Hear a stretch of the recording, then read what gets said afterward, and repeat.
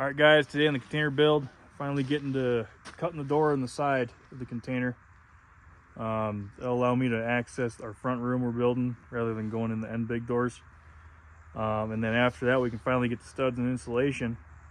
And I'm really looking forward to building some models again and having the space to do that. So quicker we can get there, the better.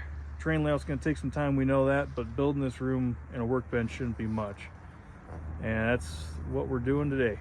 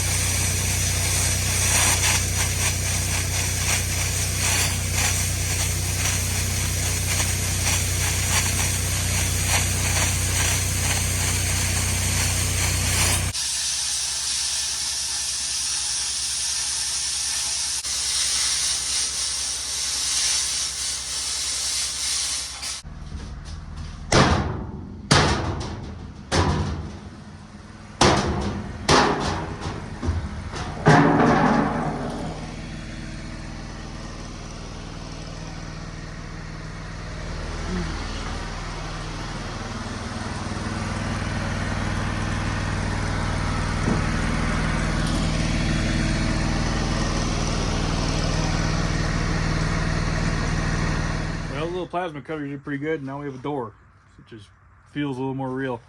Now I have to do some actual thinking and figure out where on the wall I'm going to put the light.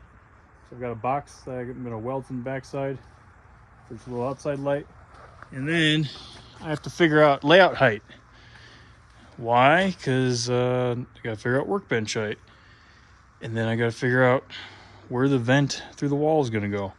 So if the layout's at the height of the red boxes coming across this wall above the bench, I'm thinking 32-inch workbench height. Then I gotta figure out where in there my vent for the spray booth is gonna go.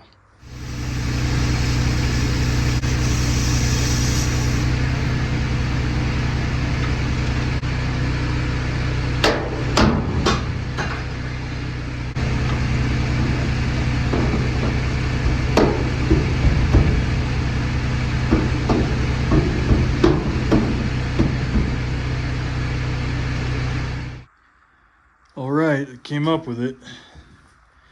The official height of the train layout is going to be 54 inches. And the desk height is going to be 32. I think the standard desk height is 28 to 30. But I've got a pretty tall chair.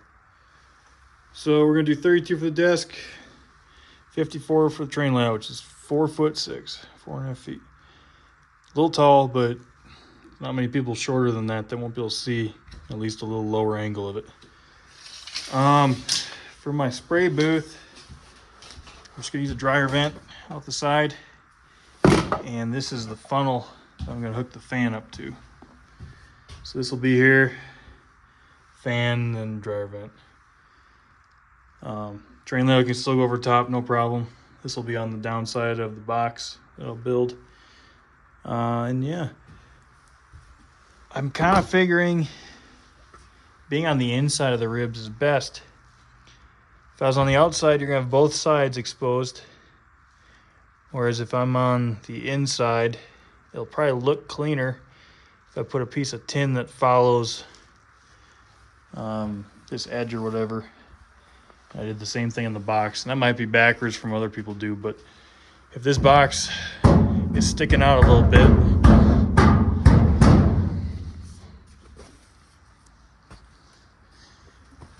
my light's going to attach, which is going to have a circular mount.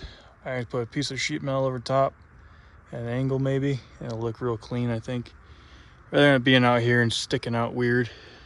This is a little bit more tucked in at least, but I might be wrong on that and might have screwed that up, but I think that makes most sense to me. And this light is a gooseneck, so yeah, I have it pretty tall, but it's gonna come over and down. All right, brief interruption. Today's Friday. This morning I did my first Friday rail fanning live, okay? And something I want to start doing on Fridays where I go sit at the train tracks, which for me, the only thing is Durango and Silverton, and sit there and live stream and talk. And then we'll catch the train go by. And yeah, that's about it. But I'm going to do these consistently on Fridays from now on. It went pretty well.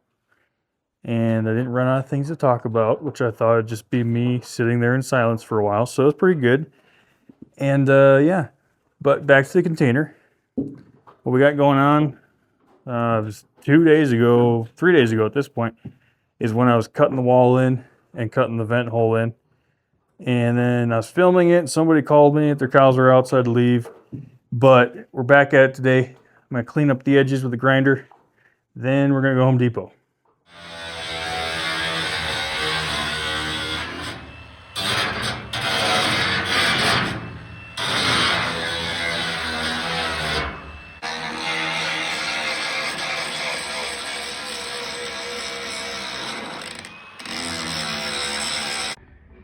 This here is that hardboard that I usually use for the backdrops.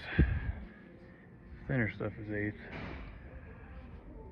But what I accidentally bought for the door was 3/16. I think that's all they had in stock that day.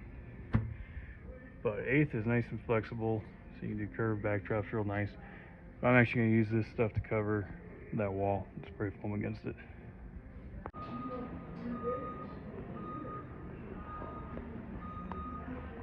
All right, back from Home Depot. Before I left, I cleaned up the edge of this door a little bit. That plasma cutter worked real good. I borrowed that from a friend. I mean, this isn't thick, but it's not thin, you know. If you wanted to use a grinder to cut this thing out, you'd go through $100 worth of discs just to do that. Torch would have worked fine. Torch is never as clean, but yeah, it barely took any cleaning up, and I had a nice straight line and able to follow it real nice. So plasma cutter worked fantastic. I had to power it off my welder because the 30 amp on this post over here is for RVs, so it's got that 2 angled pieces in the ground. But that worked good. So what did we get from Home Depot? We got all the 2x4s I believe I need to frame in that room. We got some hardboard, and we got some 4x4s. The 4x4s are for the roof over this area. And I also got hangers. So these will be up probably at the height of the roof. In order to have a decent angle down, and then probably 8 foot here. And, you know, might put a wall on it eventually, but we're just going to build a little roof off of there. It'll be removable. We got screws through the hangers, but the hangers will be welded to the container. And then we got our light and door frame.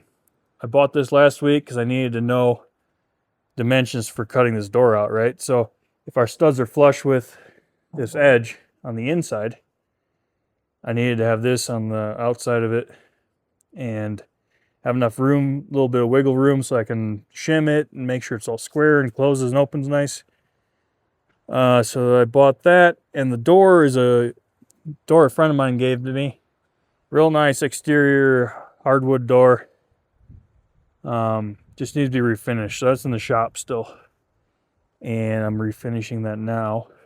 But first goal is to get this wall framed in so I can get my door frame built, so I can get my door frame in the frame. Yeah, that's where we're at that.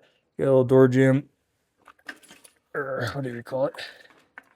So I need to figure out, I think I need to grind this down a little bit more. get that to be flat. Also got all the boxes for outlets and light switches I needed, as far as I know for now, at least for this room. You know, I'm not going to be using a ton of power at once, so I'm just going to kind of outlet above, outlet down the ground, couple like that, maybe a 4-position box, 2 gang box on top, single on the bottom, stuff like that. Because this is actually my workbench. It's don't even remember. Acacia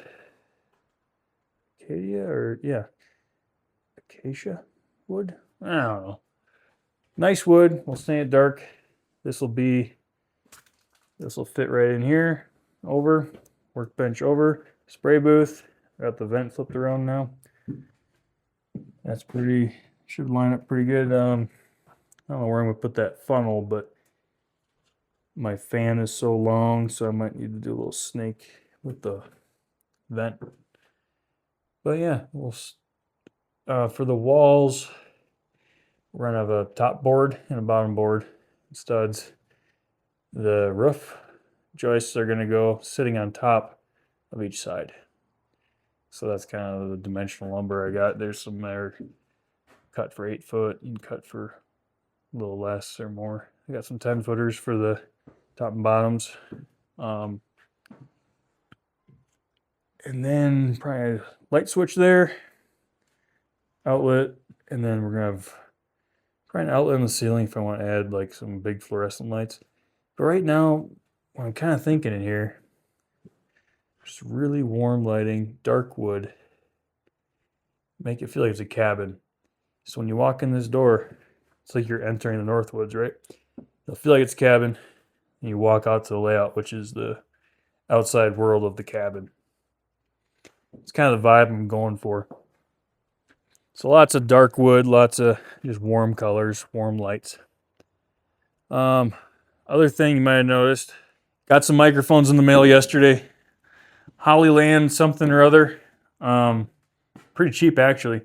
But the main thing is better audio quality. I need, you guys are watching these videos and you're sitting through them, and audio is one of those things that's, if it's not good, it's not fun to watch. So at least I'm filming on an iPhone, so better audio quality I can get, the better. I also have a Rode Video Micro 2 that I was trying to use today for the live stream, but I didn't have the right adapter cord to the iPhone, and that would have prevented all that extra wind noise. But these have the little windscreen, or I can take that off. That'll really allow for better quality all-around videos in the future. At least as good as an iPhone can do. But should be more direct audio, not so much background noise, and really help us in the future with making sure we're good. So anyway, so next step is getting all this stuff out of this room. I didn't really have space for it with having to access the container through those doors. But now that this door's cut in, I can just stack it all down there and forget about it for a little while. I need to bring all that lumber in here, get it unloaded, and then do some cutting and build some walls. So that's what we're working on next, is clearing this room out. Got the truck unloaded finally. A few things came up, but room's cleaned out, lumber's in here. Next step's planning the walls and getting some boxes for electrical in and planned out. I get that one welded first before I do too much with the wood, and then get our door in. So I think I'm just gonna start with this wall. Just want to build these 2 walls first, then I can do my ceiling. But if I get this wall done, then I can get my door built. But I think we'll end the video off here, guys. It's been a good week getting a little bit done on this project. I did a live stream today on Friday, and yeah, gonna spend the weekend getting a few things ready, and this will be the video. But upload days Mondays from now on, and live streams Fridays. So you can count on that, and we'll keep going. Catch you guys next time. Thanks for watching.